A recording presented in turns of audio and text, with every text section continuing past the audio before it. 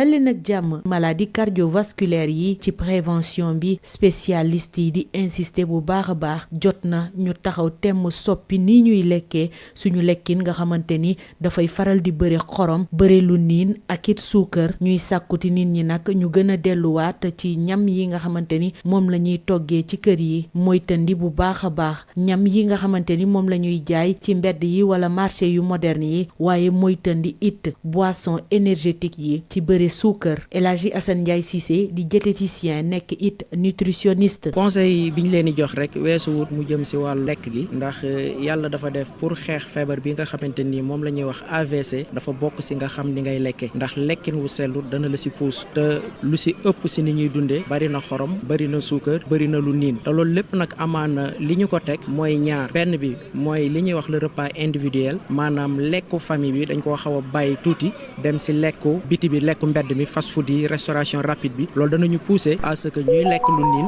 dinañu pousser à ce que ñuy jël suukar bu bëri dinañu pousser à ce que ñuy jël xorom bu bëri leneen li nga xamante ni seetlu nañ ko si mooy marché yi bu njëkk li ñu gënoon a gis mooy dañuy dem dans les marchés traditionnels mais léegi da ngay gis dañuy dem dans le marché moderne supermarché yi nga xam ne ay produits ultra transformés ñoo fa am te produits ultra transformés yooyu lu si ëpp xorom bi day bëri suukar si day bëri wala lu niin li day bëri moo tax bu ñu mënee xaw a dellu cosaan tuuti pas si côté modernisation infrastructure mais dellu cosaan si lekkin maanaam di lekk ak famille bi dinañu permettre ñuy préparer lu sell mën ko lekk wante it di dem si marché yi nga xamante ni mooy marché cosaan yi di ndugg di préparer sa kër ga loolu dina doon loo xamante ni lu am solo la may bàyyiloo xel nit ñi nag consommation surtout boisson énergétique yi li tax ma siy def focus toujours ñi nga xam ni dañ koy jël dafa bëri parce que dañu yaakaar ni day maye kattan et en réalité suukar bu bëri rek la lay jox ak ay excitants te population bi dañ siy abusé de trop. jaajëfal naa leen ci déglu bi dig daje ci beneen numéro. Bonjour d'affection cardiovasculaire. Pour la prévention, les spécialistes insistent. Ils urgent de changer notre alimentation